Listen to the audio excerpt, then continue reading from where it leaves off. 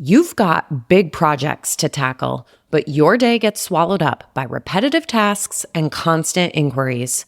It's hard to make progress when you're stuck putting out fires. That's where Element 451's AI assistants come in.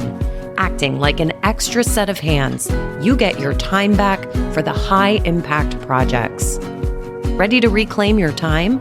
Visit element451.com/AI team to learn more. Hi, I'm a higher ed social media manager, and I have a confession. At this point in my career, I started to think that hashtags were pretty much useless. But Cameron MacNiven, CEO of Dunroe, is convincing me otherwise. Incidentally, CJ Tomasco of the University of South Carolina mentioned Dunroe in the very first episode in the first season of this podcast with Callie Goodwin. Let's get into it.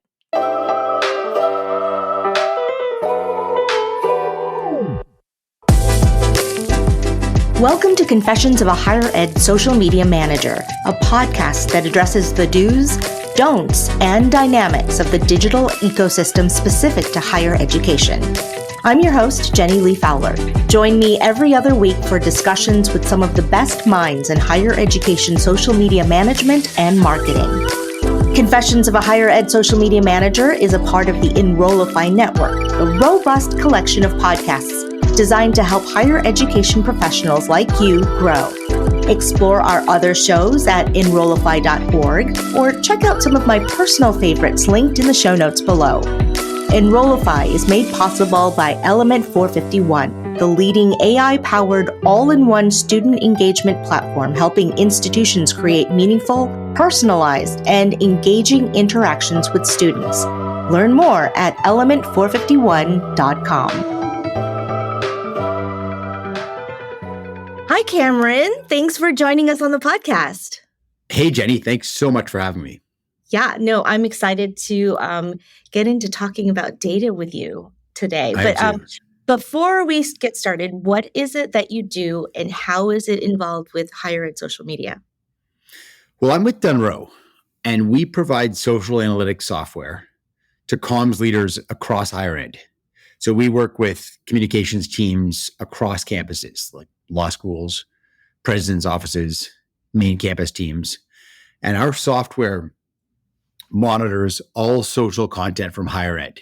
So we're tracking every school on social media. And with this data, our users can do things like search all higher ed social content or benchmark and compare their performance against all their schools or catch trends early and generate post ideas. We have more than 20 HSM categories, like admissions or med schools. And I'm excited to share some insights from these today. Yeah. I know that I'm going to learn a lot. So how have you found that distinct higher ed categories use social media differently? Well, Jenny, they have different audiences and different objectives. And in some instances, they use different platforms. So let's start with, as an example, admissions accounts. So their content is typically targeting high school students. They have a real marketing focus. They want to show what life is like at that college or university. An interesting fact is over 30% of Instagram posts from admissions accounts are reels. So short form video content is a real area of focus for them. If we look at another category, for example, university presidents, they tend to use social to build connections with students. So they'll do selfies with students. Often they'll do collabs. A couple of really neat ones are when Amy Parsons from Colorado State did a basketball tryout, or when Montclair State University's Jonathan Koppel did a viral post with their former school mascot, who's now a dance influencer called Jersey Joe. So presidents tend to be more fun on Instagram and a little bit more serious on LinkedIn or X to relay school information. But basically, it comes back to this theme of different audiences and different objectives for different specific HESM categories. Yeah, no, I love that. Actually, the person who runs Amy Parsons' account, Teddy Tostanowski, is amazing, and she's been on the show. So thank you for calling out that example, because that's a great example. That was a great podcast too, by the way. Oh, thank you. Yeah. She's amazing. So I love what you're saying, that not every sort of department or school or lab needs to be in every platform. It's more, what I'm hearing is be on the platform where your audience is, right? And give them content that they enjoy. Exactly, Jenny. And in some cases, like with admissions, there is going to be a high focus on statistically on reels. Like I cited that the 30% of admissions posts on Instagram are reels. If we flip to another category, university presidents was the other one I talked about. That number is more like 13%. So you can see how targeting different audiences requires different types of content, either on the same platform or using different platforms. Yeah, and you'll use that data to, advise people, or, we should take that to inform the content that we make. I think that's really smart. What categories, or which higher ed social media categories are you finding are generating the highest level of engagement? The highest level of engagement comes from our university presidents category. Really? And that's out of 20 plus, yeah. And they're quite an outlier. So say we take Instagram data, the university presidents category, on average, over the last 365 days, an account generates an engagement rate of 13%. So to compare that to kind of the next best set of performers, arts and science, colleges of arts and science, admissions, sororities and fraternities, they're all around the 8% mark. So presidents are doing a pretty exceptional job. In terms of reasons why, Jenny? Yeah, tell me. Yeah, number one, and again, this is a deep sample set. There are almost 500 presidents who are active on Instagram. Oh. And so this is deep data. But why are presidents doing so well? One is collabs. Presidential accounts tend to be increasingly very well supported by the main account.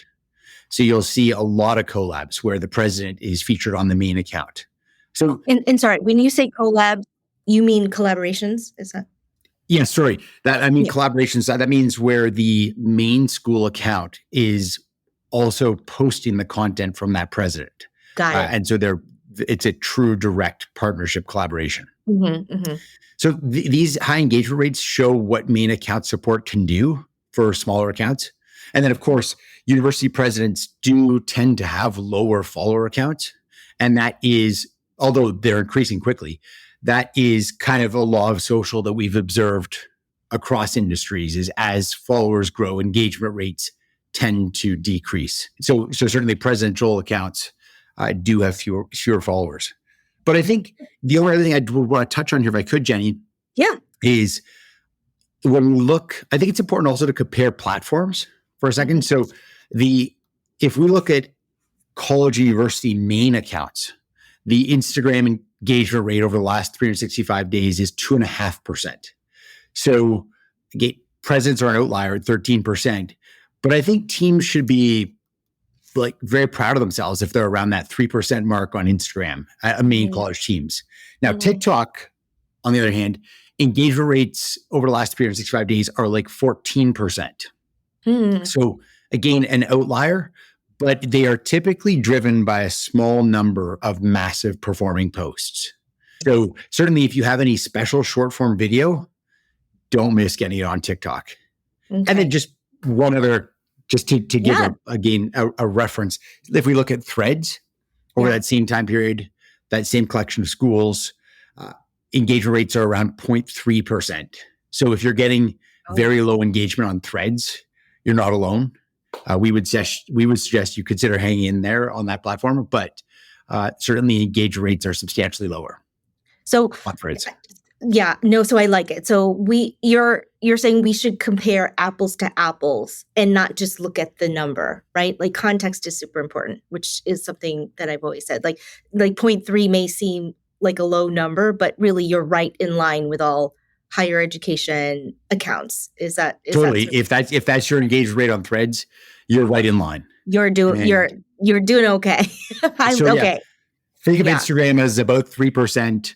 Think of TikTok as higher, around 14%, but driven by a small number of posts. And think of Threads as pretty low for the time being. Yeah, for at least right now. That's interesting. But I like what you're saying about presidents' accounts. I mean, they might be lower in followers, but they're really serving a very specific community, right? And it sounds like a lot of presidents are building really, really engaged communities. Is what it sounds like. Yeah, and we're seeing more and more of them on LinkedIn, on Instagram, where they used to be kind of just on X and kind of doing reposting. They are getting much more active, much more creative, and much, much more supported by main campus teams. And you can see it in some of the big hires as well. Like Ono to Michigan had a huge social profile built at the University of British Columbia. The new Ohio State president is very active. You can see some of these presidents are making it a real priority. That's actually great to hear. So that they understand the importance, right? It sounds like the importance is valued and getting through. So tell us, Cameron, what topics or themes are some of the top performers of all time?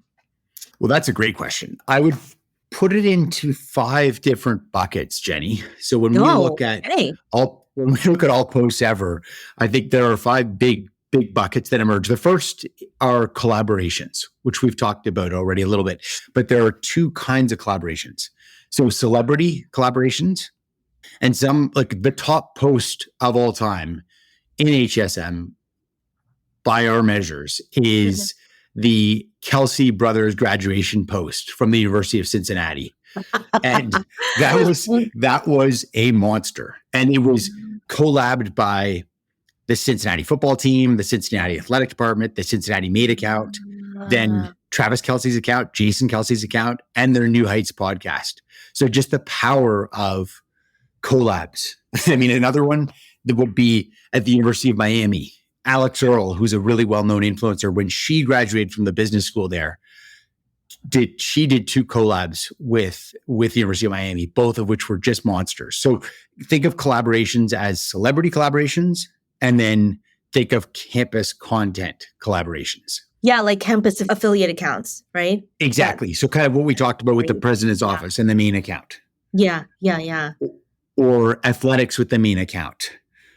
So if we were to say top performers all time, collaborations, celebrity, and campus content. Okay. And then second one would be tagging influencers. So this is not to be confused with collabs. These are things like when Taylor Swift graduated from NYU tagged her walking across Yankee Stadium. Or very recently, Pitbull just paid $10 million to name the FIU sports stadium. Again, I shouldn't laugh, actually. Yeah. No, go ahead. I think it's really exciting. And so Pitbull was tagged in that post. Again, top performer. So tagging as distinct from collabs. I do wanted to interject here because it's not like we're just it's not like a random tag. These are meaningful tags. Like Taylor Swift spoke at, gave a commencement address, or Pitbull paid the money to, name the new stadium. So it's not like I'm just absently or just randomly tagging like Matt Damon. There's a very, very strong connection and reason to tag the celebrities, right? Absolutely. Totally purposeful. But to be fair, Jenny, we all know that Taylor Swift doesn't graduate every day from every school. So there are 3 other areas that we see top performing posts come from that may be more accessible. Those are really important as well. And they are, so one being early on meme content. A good example would be UCLA Law, which is obviously an iconic education brand, but they made the choice to be early on dancing Barbie dogs and another on a Pedro Pascal meme. And they saw over 1 million views on an account that had 10,000 followers, approximately. So being early on meme content is more accessible and worth considering. Another one would be, number 4 would be athletic wins. So you can see the Olympics were huge over the last 30 days for so many schools. Or a great example would be all the Caitlin Clark stuff with the University of Iowa. She was used so effectively on presidential accounts, alumni accounts, admissions accounts. Don't count out athletics and keeping a partnership there between the HSM side and athletics. And then the final one would be viral magic. Like often it's video content. It's so often it can be simple, like comedy, of course, or big announcements. BYU recently announced a new medical school, and the post announcing that had over a 50% engagement rate with, 100,000 plus followers. Just phenomenal. Or, of course, heartwarming stuff. A really fun recent one would be Chester, the cafeteria cashier at Quinnipiac. Just heartwarming viral magic. Hey, it's Jenny Li Fowler. Element 451 is hosting the AI Engage Summit on October 29th and 30th. This free virtual event features many of your favorite Enrollify creators and will explore AI's impact on student engagement, enrollment marketing, and institutional success. Learn to tap into AI to automate personalized outreach, improve your emails, streamline content creation, and boost campaign performance. Plus, hear directly from current students on how AI is influencing their engagement in campus life. The AI Engage Summit is your guide to understanding and applying AI at your school. Registration is free. Visit element451.com to save your spot. Now back to the show. No, I like that word that you used, heartwarming viral magic. I will agree that that's a good term and also does really well generally. But I just noticed something, and this is something that I wanted to ask you too, because I realized that earlier when you were saying some of the most engaged, departments or higher ed social media segments, and you said presidents, but then you just said that like athletics isn't. I was going to ask about athletics. So you're taking higher ed to and athletics to be two totally different categories, or not within higher ed, or I was just curious how you were thinking it. Yeah. Yeah, our experience is that it's highly variable by campus. Okay. Some campuses, the cooperation between athletics and main campus is very strong. And at other campuses, it's highly siloed. Certainly our experience has been that it's a great opportunity for both sides to work increasingly together. It's funny, if I could, maybe I'll touch on, because it's related, I think, what HSM categories post the most. Would that be okay? Yeah, okay. Please. Yeah. Because there's an outlier there. It's interesting. So if we look at the last 365 days, let's take Instagram. So athletics departments, on average, post 510 times. Okay. So if we compare that to 20 plus HSM categories, the next closest to that are main campus accounts, posting 229 times. Okay. So athletics departments post a lot. Are you talking about a specific platform or just sort of in general? In general, they do. Absolutely in general. But those specific numbers and the numbers just for comparison, those ones are Instagram numbers. Okay, so Instagram. Got it. If you look at it, like athletics departments, say you consider a 200-day year, something like that. Athletics departments are posting well in excess of 2 posts per day, whereas college and university accounts are posting about 1 a day. And if we look at the reasons why, I mean, athletics departments, they have content from multiple sports. Some schools have 30 teams. They have athletic events spread across 7 days. Yeah, it's almost unfair.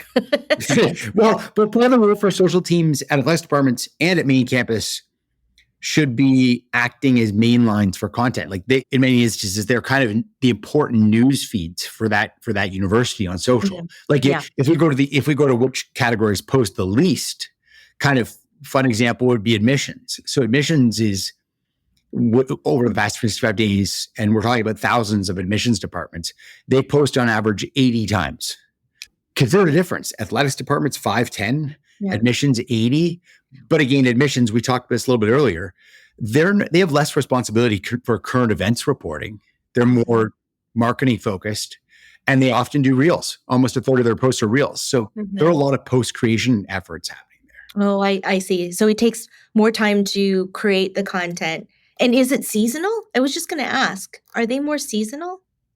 They meaning athletics accounts or admissions? No, admissions. Are admissions accounts a little bit more seasonal because they have an acceptance window where they're accepting? Yeah, great question. Certainly, they probably look at a bit of a different calendar. They seem to be more active. We could post in show notes some data, but I think they are generally more active in summer than some other parts of HSM because they're trying to reach students sometimes at decision-making periods. Yeah. And then another fun thing with admissions accounts that I'm sure you're familiar with is typically after admissions decisions are released, they often lose followers, like because people unfollow the school. So yeah, there's certainly some seasonality with admissions and with accounts in general. There's very, very high seasonality with different sports, of course, as well. Yeah, that makes a ton of sense.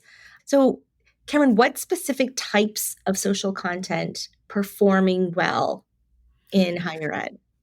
Okay, well, if it's okay, let's look at it by platform. Okay, yeah. So let's say with TikTok, just because we've done some Instagram, but with TikTok, it's still key to be quick to trends, like trending sounds, challenges. You can look at, there's been, I'm sure you're very familiar with Brat Summer and with like the Charlie XCX soundtrack of the past couple of months. That's done really well on TikTok. Also, having a unique take on a trend does well. Yeah. Like Vassar College was quick to the demure and mindful trend last week. Okay. And they created an awesome reel that showcased Vassar students and their main campus library. And it did really well. Yeah, okay. I like that you're challenging my thinking about this a little bit, because when people ask me about trends, I tend to say, we don't do a lot of trends because it's, sort of not our thing. Like it has to be a fit for our culture, and it has to be a fit for us and what our personality and it is like. But what I'm hearing for you is if you do it well and if you time it right, it's working for a lot of universities. Definitely. I mean, you need institutional support. But a great example was the one we touched on earlier with like UCLA Law. I mean, a very iconic, serious education law brand taking a chance on the dancing Barbie dogs, right? Yeah. Okay. I mean, you're managing a very iconic brand as well, and as a team, you have to know what is comfortable. But again, it's platform specific. So you asked me what types of content are performing well in HSM. That first. That quick to trend stuff, it was more on TikTok. Okay. If we go to another platform, like let's say Instagram, our suggestion there would be don't underestimate carousels. We continue to see outstanding levels of engagement around carousels, disproportionately good engaged around carousels, and they can be a lot easier to prepare than like a short form video. Or say we talk threads, Jenny. Something that's doing well there recently is photo-based content with small captions. Probably surprising because most people would see it as a text-based or reposting platform. But we would encourage users to consider posting some original photo-based content there, because even though engagement rates are lower on threads, that's doing well. Or LinkedIn, for example, we're noticing good success from big announcements like Howard Medical School's recent $175 million donation, or research. Research plays very well on LinkedIn. So when you say big announcements, are they image posts, or was it a video, or does it matter? It's just big announcements in general do well on LinkedIn. Big announcements in general, but one thing that can be done, which is often particularly easy for a social team, is it's an easy platform to post a link. Yeah. No, that's true. Yeah. Something that requires a lot more depth than can be captured in a caption. Yeah. No, I agree. We do a lot of that. And we see a lot of success with it as well. So, Cameron, you and I recently had a conversation about hashtags, emojis, and music. what's the best way to organically find the most effective ones? Because I feel like these go through trends as well, right? Yes, absolutely. We talked about that, I think, in large part because it's hard to find hashtags organically. Yeah. Like, it really is. With Dunroe, you can find hashtags, emojis, music, filters that are trending in your category. For example, let's look at admissions. Over the past 7 days, Came Here for Love is the most popular song. Like, that's thanks probably to the Love Island reunion. But these search functions allow you to surface trends as they happen and with the appropriate hashtags. So, for example, you can find the most popular hashtags that are specific to a theme. Mm-hmm. So, for example, National Dog Day is coming up next week. All time in the college and university category, 852 schools have posted a little over 1,600 times about National Dog Day. And you can't lose. Yeah, you can't lose with like babies and puppies and kittens, right? Oh, you're so right. But here's the thing. The most popular hashtag is National Dog Day. Okay. And most schools will apply that. 60.4% of college university posts will have that hashtag. Okay. But what's interesting is that other harder to find hashtags can extend your reach. Like, here's an example. 10% of those posts, those 1,600 posts, had the hashtag dogs of Instagram. So this means that 90% of schools and their social teams made the effort to create a dog day post, but missed this potential for brand extension. So, content creation is hard enough, but appropriate tagging can really help get things discovered. So, what I do is when I'm posting, I tend to kind of look within platform and see which hashtags kind of come up as you put in hashtags. And you can see like within Instagram, like how many times a hashtag has been used. At least I know that we used to, right? The looking in platform, I think, is really important. No, really important. I agree with you. I would say where you can really add a level of sophistication, though, is when you can go not only in platform, but in category. And that's what our search tools let you do. Like, you can look up very specifically, for example, National Dog Day. Got it. In the admissions category, what hashtags are being used, or pick whatever you're wanting to do research on. Once you can add, like you suggested, the platform matters. And then we would venture that being able to get to a category level makes a huge difference as well. Okay. And that research is available. I guess I didn't realize that. You guys offer that as well. Yep. Or even at a campus level can be helpful. So say you wanted to know at MIT what other accounts on campus have ever posted about National Dog Day. It can be interesting to study your own campus, or with a more complicated theme where the president wants to know, hey, what other accounts on campus have talked about first gen? How are we representing as a university on a theme like that? Mm-hmm. Well, Cam, this has been enlightening. I've definitely learned a lot, but I can't let you go without hearing your confession, right? So, Cameron, what is your confession? Well, Jenny, this won't make your list of most scandalous confessions, but my confession is I think Threads may be big. So that's a hot take. Okay. I do. And our team, technically, we've been positioning around it. Like, Zuckerberg is obviously a polarizing guy, but Meta has responded so successfully to competition before, like stories for Snaps or Reels for TikTok. And with Threads, like, it feels like Meta's coming for X. They can afford to be patient. An interesting stat is there are 1,335 colleges and universities on Threads. Okay. And even though activity has waned, if we look at the last 30 days, 660 of them have posted on Threads. Okay. So Threads is still ticking. And anyway, that's my confession, Jenny. I think it could be big. I think that's a hot take. Well, we'll see. No, so thank you for sharing all your insights. And man, data, you just really just threw out a lot of data for us to process. So thank you so much for sharing, and thank you so much for being here. Well, it was a real privilege to join you, Jenny. Thank you for making time, and you're certainly from an institution that knows what to do with data. So thanks so much for making time for us and for including us. It's an honor to be on your podcast.